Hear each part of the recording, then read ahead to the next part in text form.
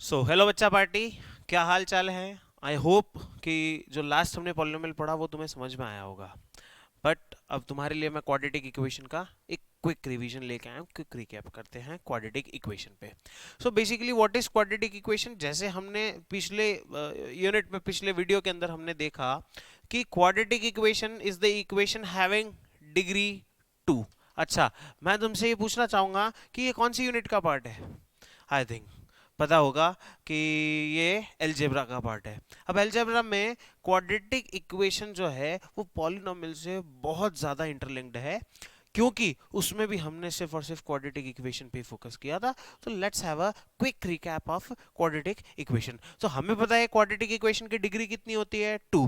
इसकी अगर मैं जनरल फॉर्मेट की बात करूं तो A X square plus B X plus C equals to 0, जहां पे ए की वैल्यू 0 नहीं हो सकती। अब a की वैल्यू अगर 0 हो जाएगी तो ये हो जाएगा खत्म। ये इक्वेशन हो गई बी एक्स प्लस सी, और बी एक्स प्लस सी होते से इसकी हाईएस्ट डिग्री कितनी हो गई, कितनी हो गई, 1। और 1 होते से ये कौन सी इक्वेशन बन जाएगी, लीनियर इक्वेशन। यहाँ पे a is not equal to G 0, sorry. a is coefficient, coefficient of what, coefficient of x square. b is coefficient of, b is coefficient of x, and c is, as you all know, c is constant term, constant term. So हमें इस पहली equation में, exercise 4.1 में, आपको सिर्फ और सिर्फ equation justify करना बताया है कि कैसे आपको इक्वेशंस को देखना है, कैसे आपको ये बताना है कि जो इक्वेशन आपके पास है वो क्वाड्रेटिक है या नहीं। हम आते हैं इस चैप्टर में। बेसिकली प्रॉब्लम्स कहाँ आती है इस चैप्टर में, इनके जीरोस निकालने के लिए बोले जाते हैं।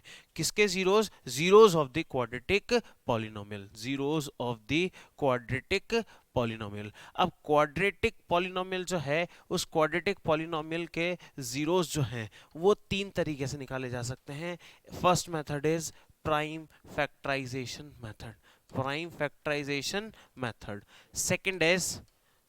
Second is completing the square method, but ये आपके सिलेबस से हट चुका है, but still it is a method, completing the square method, completing the square method. And third is my favourite, quadratic formula, quadratic formula. ये 3 तरीके हैं किसी भी इक्वेशन के सॉल्यूशन को सॉर्ट आउट करने के लिए, किसी भी इक्वेशन के सॉल्यूशन को निकालने के लिए। इन 3 तरीकों से किसी भी क्वाड्रेटिक पॉलिनोमियल के क्या निकाले जा सकते हैं, जीरोस निकाले जा सकते हैं। हम आते हैं, अब इनमें क्या होता है, प्राइम फैक्टराइजेशन सिंपल में अगर तुम्हें बोलूं तो simply it is the MTS method. To know the full form, go to the previous video जिसमें हमने MTS के बारे में पढ़ा था, that is middle term splitting. चलो कोई बात नहीं, इसमें मैं तुम्हें दोबारा बता देता हूं कि what is middle term splitting. हमें पता है कि कोई भी इक्वेशन होती है वो क्या होती है, x square plus 7x plus 10। क्या हुई, x square plus 7x plus 10। ये कौन सी इक्वेशन है, आई होप सबको पता होगा, ये क्वाड्रेटिक इक्वेशन है। क्वाड्रेटिक इक्वेशन के मिडिल टर्म स्प्लिटिंग करेंगे तो x square plus 5x plus 2x plus 10 common लिया और इसको हमने सॉल्व कर दिया। कैसे किया, इस 10 को x से मल्टीप्लाई करके इसके प्राइम फैक्टराइजेशन को यूज किया। 10 को x से मल्टीप्लाई किया, 10x स्क्वायर, 10 के factor 2 into 5 into x into x. इस प्राइम फैक्टराइजेशन के साथ मैंने इसको सॉल्व किया, और इसी प्राइम फैक्टराइजेशन को इस तरह से एडजस्ट किया कि प्लस या माइनस करने पे मेरे पास क्या आ जाए, 7 आ जाए। That's it. ये एक मेथड है जिससे आप क्वाड्रेटिक इक्वेशन के जीरोस निकाल सकते हो। सेम सॉल्यूशन हमने पिछले चैप्टर के रिवीजन में किया था।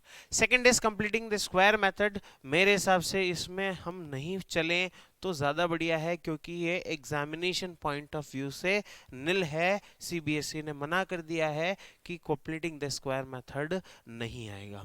एंड क्वाड्रेटिक फॉर्मूला, जैसे मैंने तुमको कहा, it is one of my favourite topic, favourite method to find the zeros of the polynomial.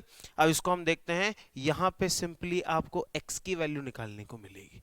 x की वैल्यू कब, जब आपकी इक्वेशन इस फॉर्मेट में है, जब आपकी equation ax square, what is the general formula of quadratic equation, The general formula of quadratic equation is ax square plus bx plus c equals to 0. Don't don't miss that thing. A is not equal to 0. ए कभी भी zero नहीं हो सकता. इस चीज को अपने habit बना लो, हैबिट में ले आओ कि A X square plus B X plus C equals to zero, but A is not equal to zero. This is the quadratic equation. And for this quadratic equation हमारे लिए जो जीरोस होंगे वो क्या होंगे? Minus B plus minus under root B square minus 4ac upon 2a. You can try the same method, same procedure for the same equation. You will surely get the same result. X equals to minus 5 and x equals to minus 2.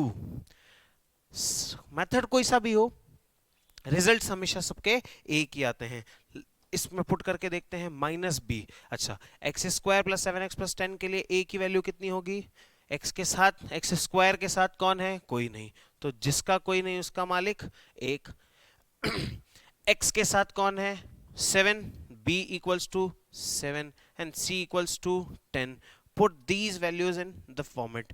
Minus b minus 7 plus minus under root b square means 7 square, that is 49, minus 4 into 1 into 10 upon 2a. 2 into 1 that is 2. इसको हमने solve किया. Minus minus क्या हो गया?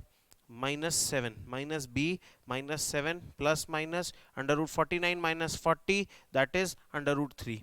Minus 7 plus minus root 9 upon 2. X की value एक तो हो जाएगी आपकी माइनस 7 प्लस 3 अपॉन 2. एक हो जाएगी एक्स की वैल्यू माइनस 7 माइनस 3 अपॉन 2. इससे वैल्यू आती है माइनस 5, इससे वैल्यू आती है माइनस 2. तो तुम्हारी दो वैल्यूज वही माइनस 5 और माइनस 2 आ जाती है. सिंपली प्रोसीजर है, इसमें कोई घबराने की जरूरत नहीं है. ठीक है. अब इसके बाद हमारे पास जो दूसरी चीजें हैं, दूसरे कुछ क्वेश्चंस आते हैं. ये तो simply middle term splitting, that is prime factorisation method और क्वाड्रेटिक फॉर्मूला होता है. ये कब? जब आपके पास इक्वेशन हो, आपको इक्वेशन दी गई हो. बट तब क्या होगा जब आपको इक्वेशन नहीं दी गई? यस, हम अब जो हैं वो क्या डिस्कस करेंगे? Word problems. बहुत लोगों को तो गुस्सा आता है, बहुत बच्चों को तो गुस्सा आता है, इसकी एज उसके इक्वल, उसकी एज इसके इक्वल, तो इसकी एज निकालो. लेकिन कोई दिक्कत नहीं है, बहुत इजी क्वेश्चंस होते हैं, हम उसको सॉर्ट आउट करते हैं. हाँ बच्चों, अब देखो होता क्या है कि हमने क्वाड्रेटिक इक्वेशंस को सॉल्व करना तो सीख लिया, लेकिन अब ये क्वाड्रेटिक इक्वेशंस बनती कैसे हैं? इनके कुछ वर्ड प्रॉब्लम्स होते हैं जो जो तुम्हारे लिए बहुत इरिटेटिंग होते हैं sometimes, and sometimes it may be funniest for you. और मेरे लिए तो वो हमेशा बहुत इंटरेस्टिंग रहे हैं, कारण वर्ड प्रॉब्लम को बनाने में बहुत मजा आता है. बस इसकी एक ट्रिक याद कर लो. सबसे पहले तो इस क्वेश्चन को बहुत आराम से पढ़ना है.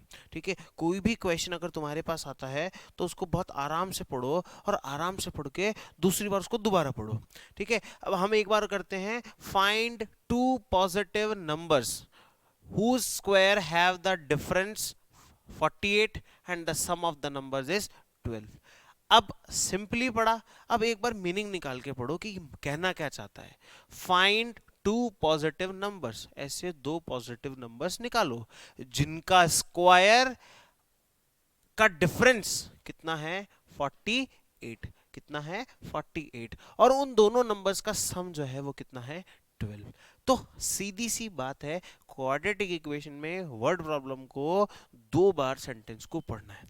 तीसरी बार में अपने आप एक चीज निकल के आ जाएगी तुम्हारे पास कि तुम्हें पता पड़ जाएगा कि ढूंढना क्या है. सिंपल सी बात है, यहां बोला है फाइंड टू पॉजिटिव नंबर, तो हमने भी क्या ढूंढना है? Two positive number. तो अब क्या करेंगे भैया? जो ढूंढना है उसी को मान लो x, जो ढूंढना है उसी को मान लो x. यहां से सॉल्यूशन हम करते हैं. Let the number be x, first number be x. पहला नंबर जो होगा वो क्या मान लिया जाएगा? x. और सेकंड नंबर जो होगा वो क्या हो जाएगा? 12 माइनस एक्स, क्योंकि दोनों का सम कितना दे रखा है? 12। तो एक अगर x है तो 12 में से बाकी जो बचा वो दूसरा नंबर है। अब उन्होंने कंडीशन क्या बोली है, एक बहुत अच्छी टर्म होती है जो आप बायोलॉजी में भी यूज करते हो, एडिनोसिन ट्राइफॉस्फेट। नहीं, यहाँ पे इसका मतलब है अकॉर्डिंग टू प्रॉब्लम, हमें जो समस्या दी गई है उसके हिसाब से whose square have the difference of 48। तो 48 डिजिट्स का जो स्क्वायर का डिफरेंस होना चाहिए वो हमें देखना है। तो x का स्क्वायर माइनस 12 माइनस एक्स का स्क्वायर इक्वल्स टू 48। और here you can also make this sentence like कि largest number भी x and smallest number भी 12 माइनस एक्स, तो वो भी एक करेक्ट है। फर्स्ट एंड सेकंड करोगे तो भी उससे हमें मिल जाएंगे। इक्वेशन आ गई एक्स स्क्वायर। अच्छा, जनरली क्या होता है, हम लोग क्या मिस्टेक्स करते हैं, इक्वेशंस को सॉल्व कर देते हैं। कुछ बच्चे अभी क्या करेंगे, इसका स्क्वायर निकाल देंगे, इसका स्क्वायर निकाल देंगे, लेकिन नहीं, हमें क्या करना है, आइडेंटिटी लगानी है, a माइनस बी का whole square that is a square minus 2ab। तो 2 into 12 into x that is 24x plus b square equals to 48। So x square minus 144 minus plus 24x minus x square equals to 48।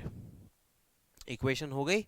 अब इसको solve कर दो, x square से x square cancel out, minus का 44 उधर, 24x equals to 48 plus 144, x की value 8 और 4 12, 2 1 carry, 4 और 4 8 और 9 192 अपॉन 24 डिवाइड करके देख लो, आपका जो भी आंसर होगा वो आ जाएगा। तो आपका पहला नंबर क्या है, जो x की वैल्यू है, अब इसको डिवाइड करते हैं 12 से।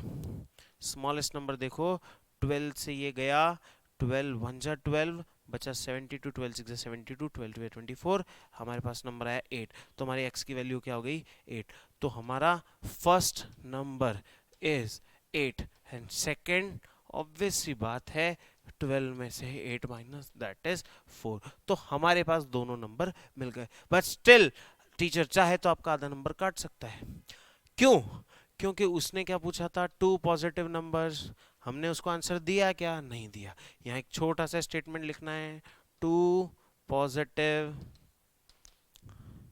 Numbers are 8 and 4।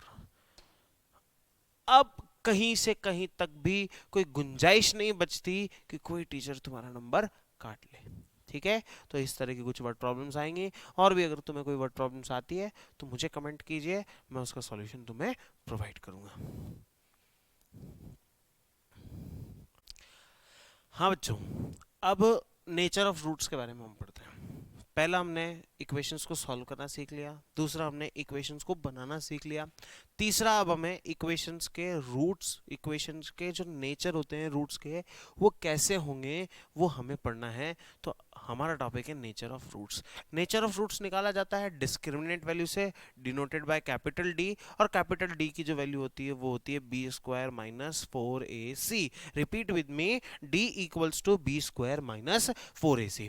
ये बहुत इंपॉर्टेंट वैल्यू है। इस वैल्यू को तुमने क्वाड्रेटिक फॉर्मूला जब हमने पढ़ा तो उसको अंडर रूट में बी स्क्वायर माइनस 4ac हमने पढ़ा था, याद हो तो तुम्हें। तो d की value, repeat with me, d is equals to b square minus 4ac। अब अगर इस d की वैल्यू 0 से बड़ी होती है, दैट मीन्स d की वैल्यू पॉजिटिव में होती है, तो इसमें रियल रूट्स होते हैं। रियल रूट्स में भी x की वैल्यू 2 हो सकती है, 3 हो सकती है, 4 हो सकती है, 5 हो सकती है, 1/3 हो सकती है, √2/3 हो सकती है, कुछ भी हो सकती है, कोई भी रियल नंबर हो सकता है। लेकिन अगर d इक्वल टू 0 है तो d इक्वल टू 0 की कंडीशन में, जो हमें पता है क्वाड्रेटिक के कितने जीरोस हैं, क्वाड्रेटिक की डिग्री है 2, तो जीरोस भी कितने होंगे 2। अब दो जीरोस होंगे तो दोनों जीरोस, अगर d की वैल्यू 0 है तो दोनों जीरोस क्या होंगे, रियल भी होंगे एज वेल एज इक्वल भी होंगे। लेकिन अगर d की वैल्यू नेगेटिव में आती है या 0 बड़ा हो जाता है d से, d इज लेस देन 0, और we can say d is in negative, और नेगेटिव में होती है तो कोई रियल रूट्स उस इक्वेशन के नहीं निकलेंगे। So be careful about this situation. आपके लिए यहाँ एक क्वेश्चन लेके आया हूँ, इसी तरह से वो क्वेश्चन का फॉर्मेट आएगा, 1 नंबर में भी आ सकता है, 2 नंबर में भी आ सकता है। Find the value of K if the roots of the equation X square plus 4x plus K equals to 0 are real and equal. तो बस एक ही बार में जैसे ही roots are real and equal तो तुम्हारे दिमाग में घंटी बजनी चाहिए कि डिस्क्रिमिनेंट वैल्यू पूछ ली गई है, और डिस्क्रिमिनेंट वैल्यू की जो डिस्क्रिमिनेंट वैल्यू में डी की जो वैल्यू होगी for real and equal roots it is equal to 0।